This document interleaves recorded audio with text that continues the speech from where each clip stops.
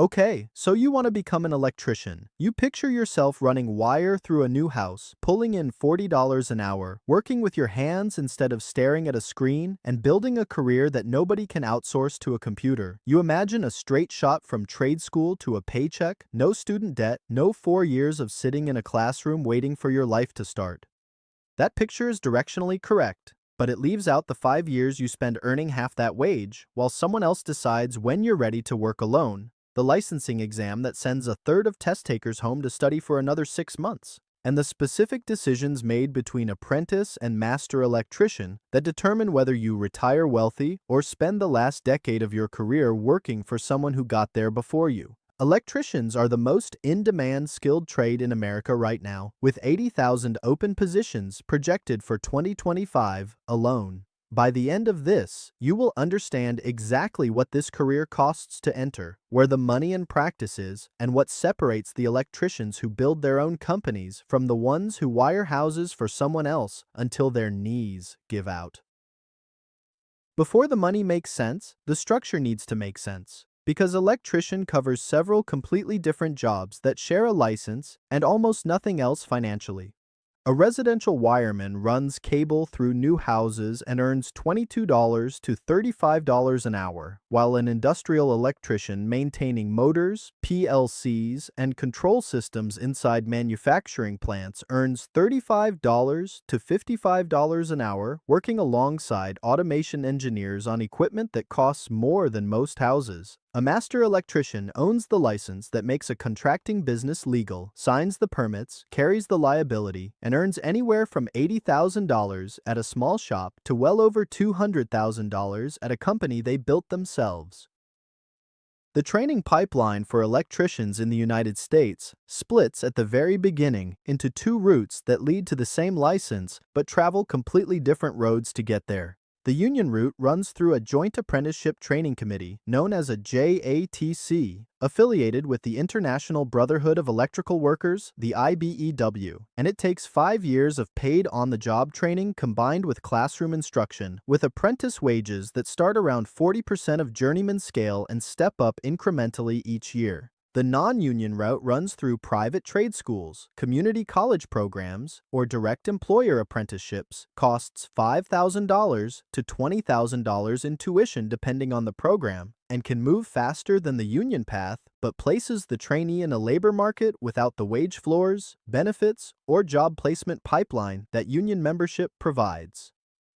The 5 years of apprenticeship are the part of this career that nobody explains carefully before you sign the paperwork, because the income during those years shapes the financial reality of everything that follows. A first-year IBEW apprentice in a major metro area like Chicago or Los Angeles earns roughly $18 to $22 per hour, which runs $37,000 to $45,000 annually on a full schedule, and that number climbs each year as the apprentice moves through the program toward journeyman scale. The non-union apprentice often earns less in the early years, sometimes starting at $15 to $17 per hour, but can reach journeyman wages faster if the employer certifies their hours and the state licensing board accepts their training documentation, and several states allow experienced electricians to challenge the exam without completing a formal apprenticeship program at all. The journeyman electrician license is the credential that changes your position in the labor market more than any other single event in the career.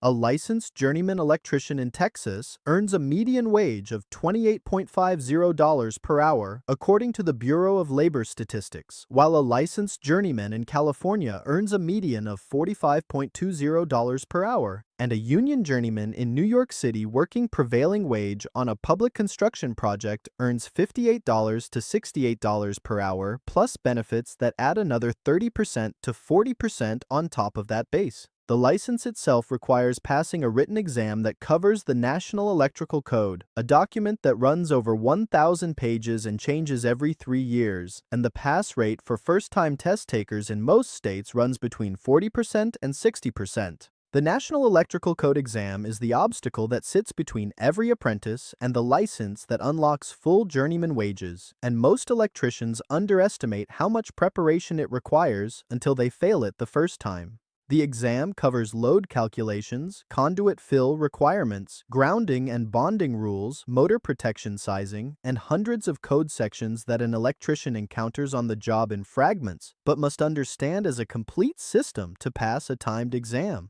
Preparation courses offered by companies like Mike Holt Enterprises, which publishes NEC study materials used by electricians across the country, run $200 to $600 and take 6 to 12 weeks of serious study to complete, and the electricians who pass on the first attempt typically put in 150 to 200 hours of preparation time before they sit down for the test.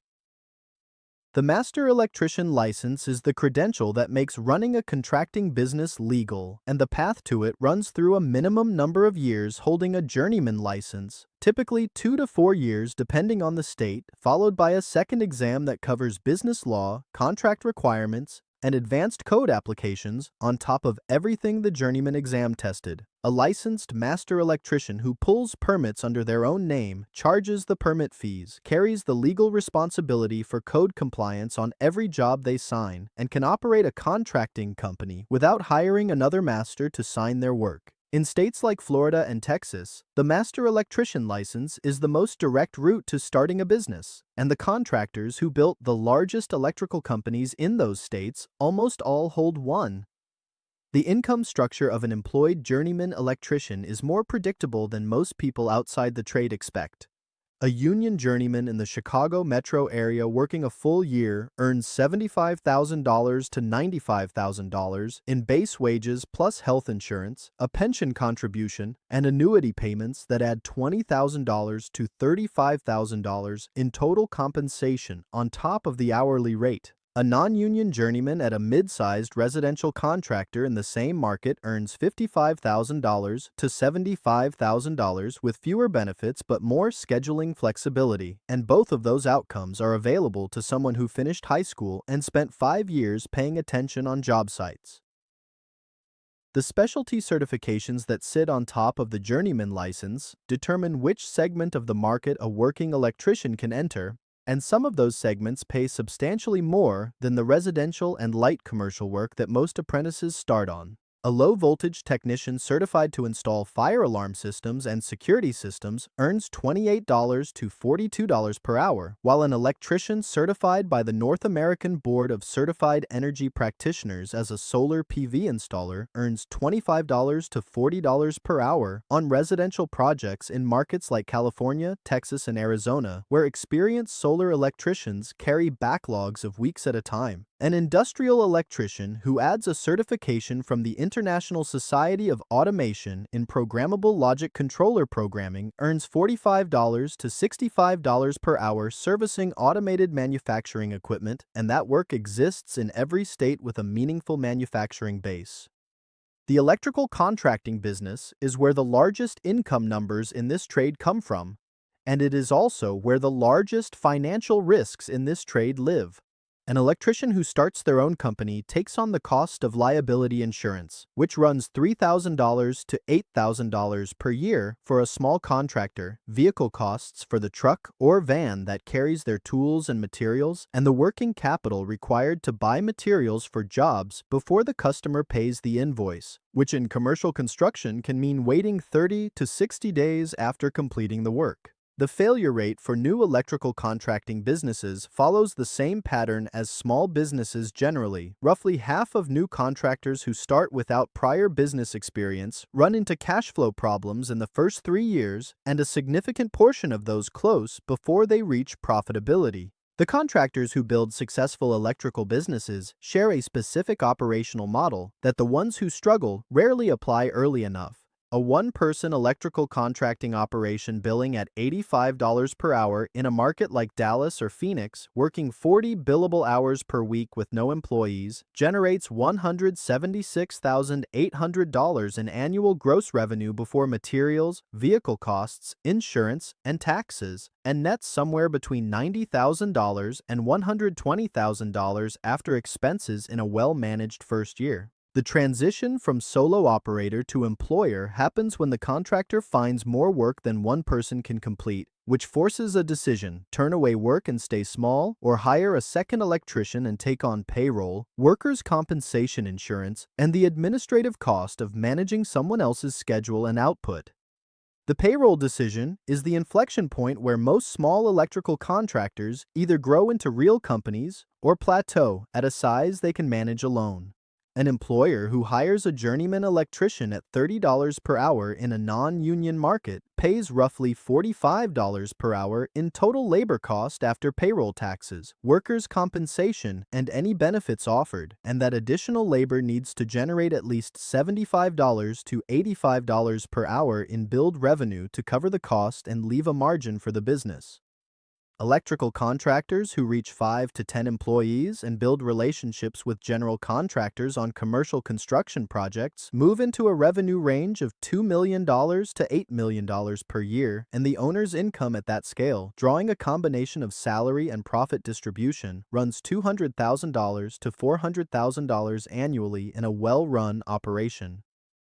The union versus non-union decision is the fork in the road that shapes an electrician's entire career trajectory, and the right answer depends on factors that vary by city, by trade specialty, and by the individual's long-term goals in a way that makes any universal recommendation wrong for at least half the people who follow it. Union electricians in cities like New York, Chicago, San Francisco, and Boston earn wages and benefits that non-union contractors in those same markets cannot match without losing bids on every public project. The IBEW pension system provides retirement income that a non-union electrician has to fund entirely through personal savings discipline, and union job placement through the hiring hall means a union electrician who finishes one project can call the hall Monday morning and be on a new job site by Wednesday.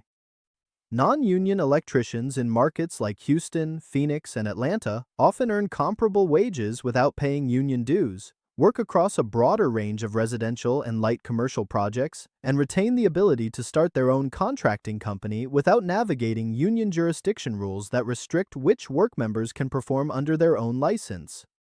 The labor shortage in American electrical work has been building for 15 years, and it now affects every segment of the trade in a way that shows up in bid prices, project timelines, and starting wages for new apprentices entering programs that could not fill their seats 5 years ago. The IBEW reported in 2024 that its member locals had more hours of available work than they had journeymen to fill them, a condition that had not existed at that scale since the building boom of the early 2000s. And the Bureau of Labor Statistics projects 80,000 new electrician job openings per year through 2033 as older tradespeople retire faster than new ones enter the pipeline. Non-union contractors across the Sunbelt states have raised starting apprentice wages to $18 to $22 per hour to compete with warehouse and logistics jobs that pay similar rates without the physical demands, and several large electrical contractors in Texas and Florida have started offering signing bonuses of $1,000 to $3,000 for apprentices who complete their first year on the job.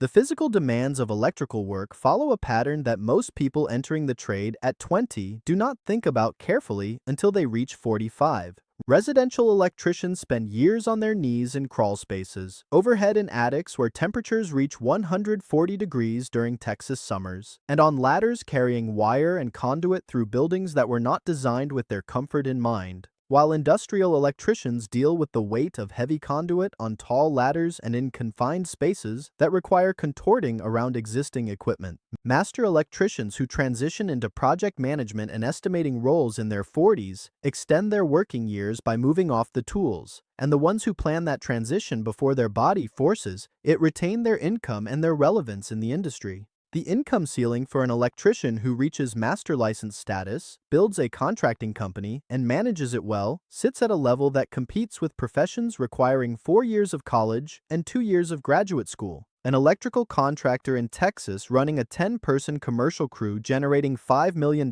in annual revenue with a net margin of 8% to 12% after all costs clears $400,000 to $600,000 in owner income combining salary and profit. The floor, the reality for an apprentice in their first year in a non-union market in a mid-sized city, sits at $32,000 to $38,000 before taxes, which is the number that determines whether someone stays in the trade long enough to reach the ceiling.